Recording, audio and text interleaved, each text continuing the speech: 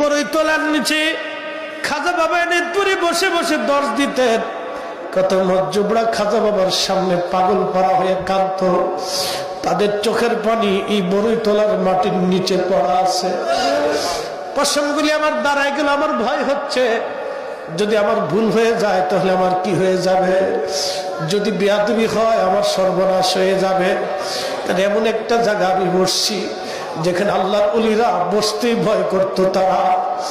এমন এক জায়গায় বসছি যেখানে জমানার মহাসাদা,